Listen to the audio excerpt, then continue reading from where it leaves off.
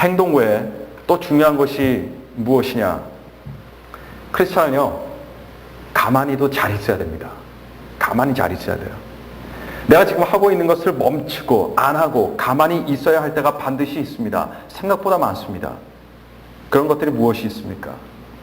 불평하는 것, 불신하는 것, 미워하는 것, 판단하는 것, 남 험담하는 것, 절망하고 좌절하는 것, 이런 것들이 다 여기에 들어갑니다. 반드시 나쁜 행동을 하는 사람이 나쁜 사람이 되는 것은 아니에요. 물론 나쁜 행동하면 나쁜 사람이 되겠죠. 그러나 그런 사람만이 나쁜 사람이 아닙니다. 가만히 있어야 하는데 가만히 있지 못하는 사람도 얼마든지 나쁜 사람이 될 수 있습니다. 행동은 열정을 가지고 참 잘하는데 하지 말아야 할 것들을 하는 성도들이 있습니다. 열심히 봉사하고 매사에 적극적인 데다가 굉장히 열정적인데요, 불평합니다. 다른 사람들 이야기하기를 참 좋아합니다. 낙심하지 말아야 되는데 자꾸 낙심합니다. 그러면 아무리 일을 열심히 해도 모든 것이 다 원점으로 돌아가게 되어 있습니다. 그러다 보니까 신앙의 발전이 없는 거예요. 또 하지 말아야 할 것 안 하고 가만히는 잘 있는데 반대로 취해야 되는 그런 행동을 안 하는 사람도 있습니다. 이런 사람 역시 쌤쌤이에요. 근데 그 중에서도 가장 안 좋은 케이스가 있습니다. 가장 안 좋은 케이스는 뭐냐면요, 행동도 없고 가만히 있어야 할 때 가만히 있지도 못하는 사람들입니다. 여러분, 하나님의 자녀는요, 안팎으로 강해야 됩니다.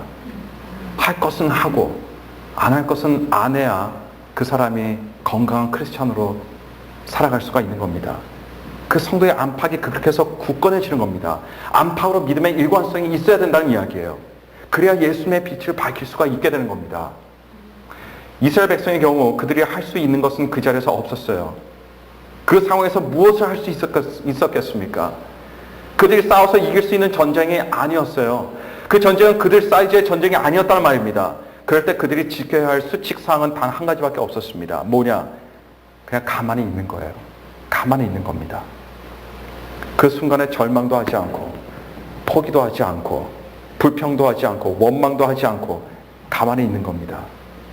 산속에서 곰을 만났을 때처럼 죽은 것처럼 가만히 있는 겁니다. 모세에 너희는 가만히 있으라 라는 이 명령, 여러분 시편 기자는 똑같지만 다른 표현으로 표현하고 있습니다. 그 장면이 시편 62편 1편에 나오는데요, 거기 보면 이렇게 이야기하고 있습니다. 나의 영혼이 잠잠히 하나님만 바라며. 똑같은 의미입니다. 너희는 가만히 있으라. 이것이 다른 말로 표현하면요, 잠잠히 하나님만 바라라는 말입니다. 이게 가만히 있으라는 말씀입니다. 성도들은 어찌할 수 없는 상황에 얼마든지 잠잠히 하나님만 바라볼 수 있는 그런 정도가 돼야 됩니다. 같은 시편의 몇 구절 밑에 보시면요, 6절에 그 이유를 밝혀요. 내가 왜 가만히 있을 수 있는가? 내가 왜 잠잠할 수 있는지, 내가 왜 내 마음의 평안을 지킬 수 있는지.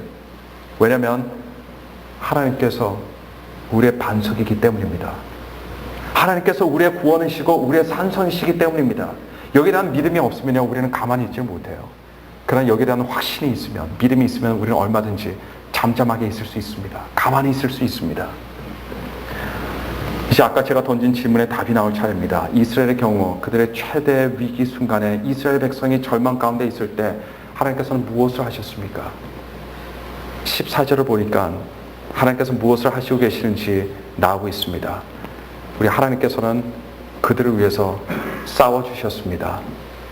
하나님께서 홍해를 갈라주심으로 이스라엘 백성들로 하여금 홍해를 건너게 하셨고, 뒤따라 나오던 애국군이 홍해를 건널 때 다시 가르셨던 홍해물을 합치시사 애국 군사를 다 전멸시키셨습니다.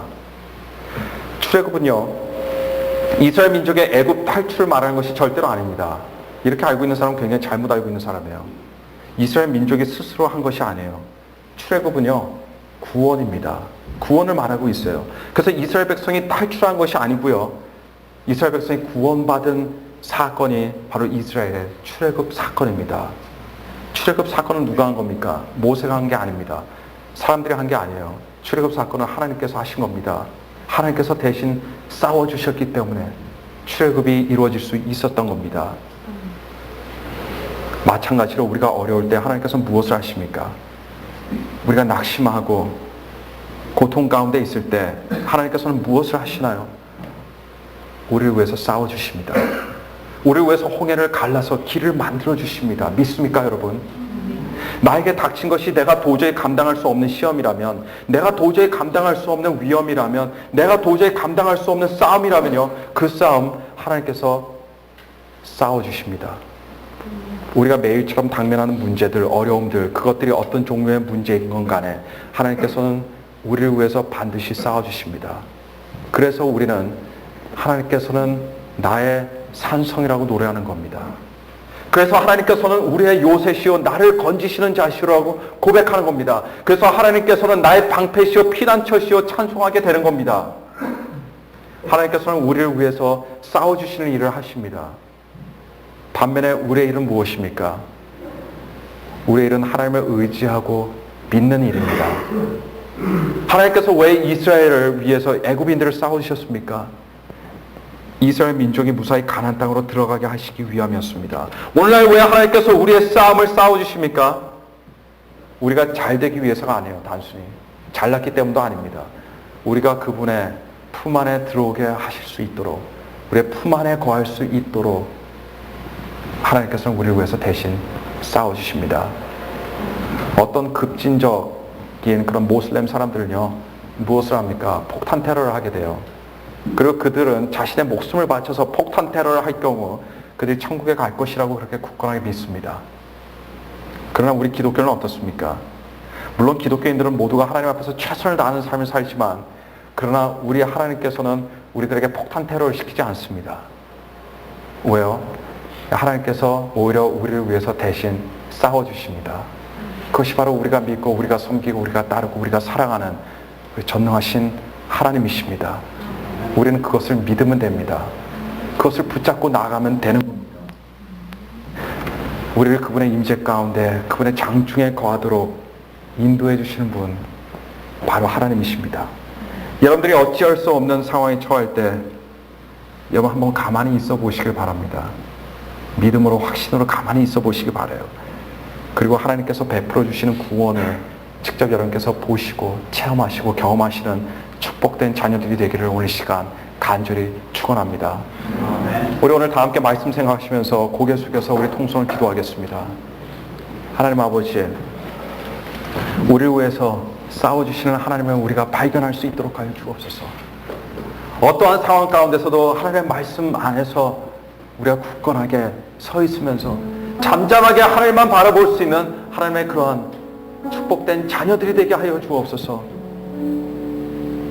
알량한 나의 지식과 알량한 나의 지혜를 믿지 않고 내가 나서지 않고 하나님께서 우리를 위해서 대신 나서실 수 있도록 그분을 의지하고 믿을 수 있는 그런 하나님의 축복된 자녀가 되게 하여 주옵소서.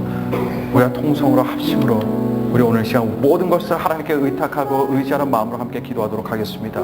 다 함께 기도하시겠습니다.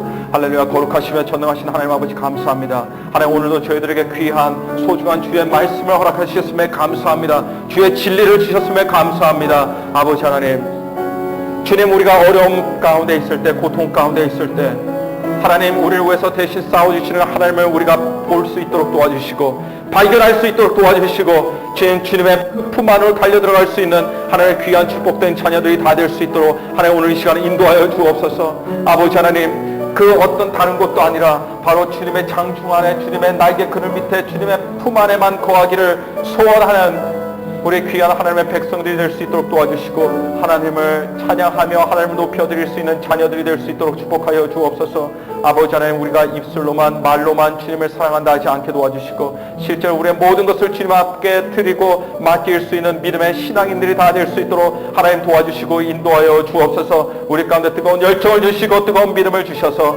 우리가 주님을 위해서 살아가는데 부족함이 없도록 하나님 오늘도 내일도 순간순간마다 저희와 동행하여 주시고 함께하여 주시옵소서. 하나님 아버지 감사합니다. 주님.